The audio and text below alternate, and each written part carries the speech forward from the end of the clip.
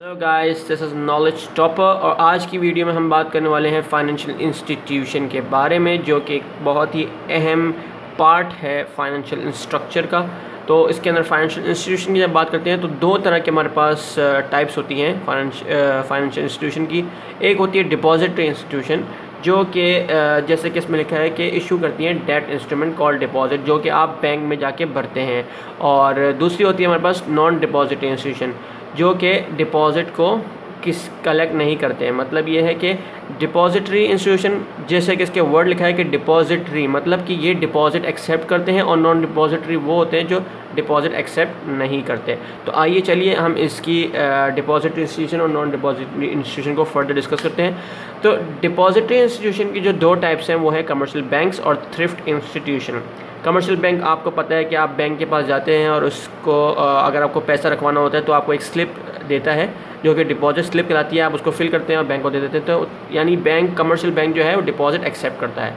दूसरे तरीके से हम बात करते हैं थ्रिफ्ट इंस्टीट्यूशन की। जैसे कि मैं आपको बताया कमर्शियल बैंक्स के बारे में कि एक्सेप्ट करते डिपॉजिट और बिज़नेस को लोन्स देते हैं। यानी डिपॉजिट मतलब कि लाइबिलिटी, जो डिपॉजिट पैसा रखवाया जाता है वो लाइबिलिटीज़ बन जाते हैं उनके लिए, क्योंकि वो इनका पैसा नहीं दूसरों का पैसा होता है। और जो वो उस पैसे से आगे लोन देते हैं वो उनके लिए एक एसेट होता है, यानी उससे वो पैसा जनरेट करते हैं। तो मोस्ट कॉमन फाइनेंशियल इंस्टीट्यूशन की बात कीजिए तो widely diversifies in terms of asset and liabilities, यानी इनका जो पोर्टफोलियो होता है वो बहुत डाइवर्सिफाइड होता है, जगह जगह इन्होंने इन्वेस्ट किया होता है। और एसेट साइज़ के बारे में बात करें तो रैंक नंबर 1 पे आते हैं ये कमर्शियल बैंक्स। थ्रिफ्ट इंस्टीट्यूशन की अगर हम बात करें तो क्रेडिट यूनियंस इसके अंदर बहुत अच्छी एग्जांपल है इसकी। साथ में इन सेविंग्स एंड लोन एसोसिएशन भी है, जिसको हम SLA के नाम से भी जानते हैं, और सेविंग्स बैंक भी हैं। अब आप पूछेंगे क्रेडिट यूनियंस क्या होती हैं, तो एक पर्टिकुलर जो आपकी कोऑपरेटिव मेंबर्स के ऊपर होती है ये बेसिकली, कि आप जो है वो पैसा अपने ही क्लोज ग्रुप के मेंबर्स को देते हैं। मतलब एक आपने, अगर आप किसी सोसाइटी में रहते हैं तो उस सोसाइटी की क्रेडिट यूनियन होती है, जिसको कोऑपरेटिव भी कहा जाता है। और तो वो एक मिल के जो है वो एक क्रेडिट यूनियन बनाती है, जिससे जो क्लोज लोग होते हैं वो आपस में जो है एक दूसरे से लेन देन करते हैं। यानी डिपॉजिट करवाते हैं, और उसी डिपॉजिट को, जिसके पास पैसा ज़्यादा होता है वो डिपॉजिट करा के आगे लोन की शक्ल में वो क्रेडिट यूनियन आगे देता है, उससे पैसा जनरेट करता है, और दूसरे जो पैसे डिपॉजिट रखवाते हैं उनको जो है वो उस पर इंटरेस्ट मिलता है। तो क्रेडिट यूनियंस अपने लोगों के लिए होती है, जबकि कमर्शियल बैंक में ओवरऑल आ जाता है। अब क्रेडिट यूनियन को हम थोड़ा और डिटेल में पढ़ लेते हैं। जैसा कि यहाँ लिखा है कि a credit union is a financial institution that is owned and control by its members rather than share holders. मतलब ये है कि अपने ही मेंबर्स जो उसके होते हैं वही कंट्रोल करते हैं क्रेडिट यूनियन को। The member of the credit union pool the deposit and provide loans and other financial services to each other. जैसे कि मैंने आपको बताया कि वो अपने ही मेंबर्स को फैसिलिटेट करते हैं और उसी अपने ही लोगों के ज़रिए पैसा जनरेट करते हैं। इसकी पाकिस्तान में जो बहुत अच्छी एग्जांपल है वो है Karachi cooperative housing credit Pakistan, और IBM south east employees federal credit union US की ये क्रेडिट यूनियन है।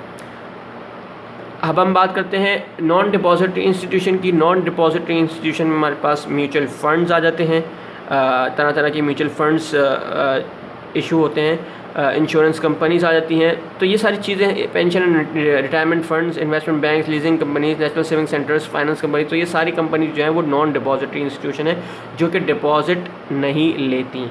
तो ये जो है वो हमारे पास फाइनेंशियल इंस्टीट्यूशन होते हैं।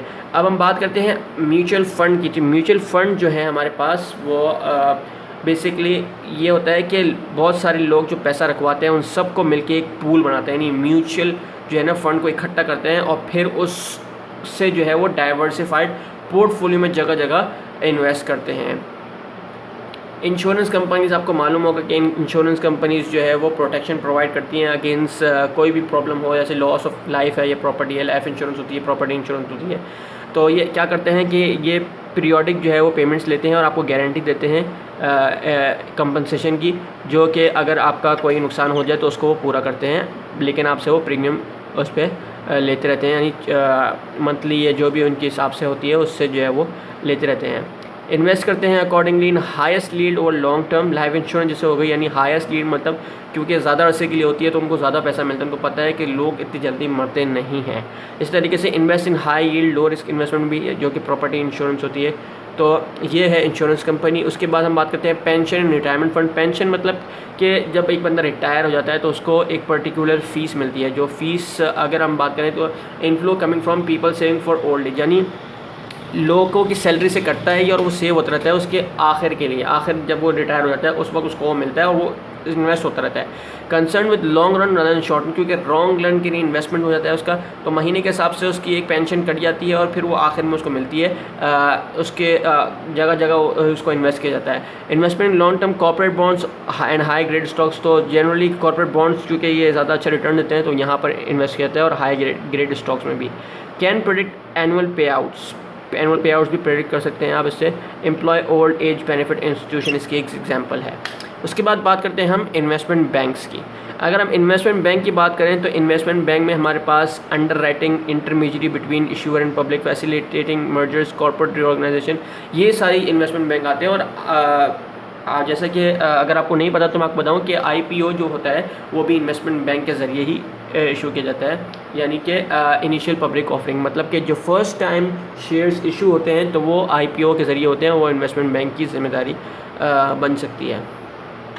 उसके बाद IPO में ग्रीन शू ऑप्शन भी मैंने आपको बताया, तो उसके अंदर एक के बेसिकली होता ये है कि एक पर्टिकुलर अमाउंट ऑफ शेयर्स जो है वो अगर कंपनी इशू करती है तो उसके अंदर एक पर्टिकुलर जो है वो अमाउंट होती है जो कि कंपनी जो है वो under age an underwriter जो है उसको अंडर राइटिंग कंपनी को बता देती है कि इस तरीके से।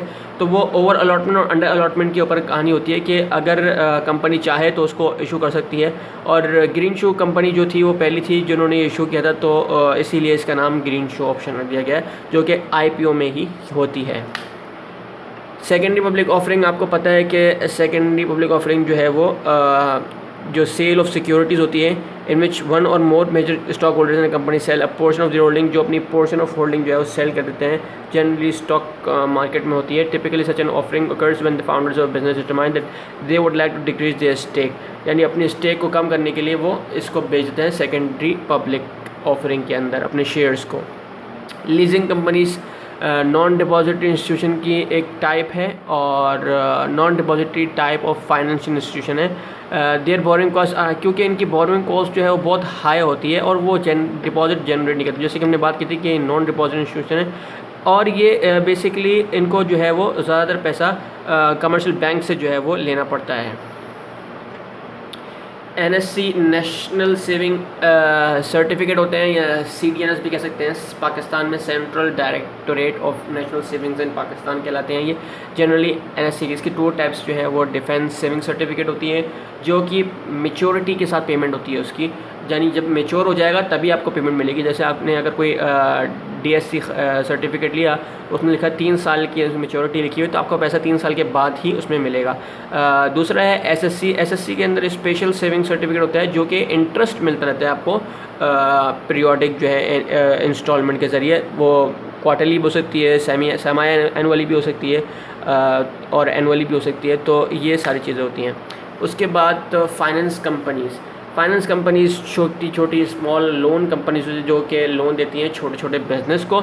इसकी एग्जांपल पाकिस्तान में अगर हम लें तो फर्स्ट माइक्रो फाइनेंस बैंक, खुशहाली bank, NRSP micro finance bank, तामीर माइक्रो फाइनेंस बैंक लिमिटेड, तो ये सारी जो है वो उसकी एग्जांपल्स है फाइनेंस कंपनीज़ की।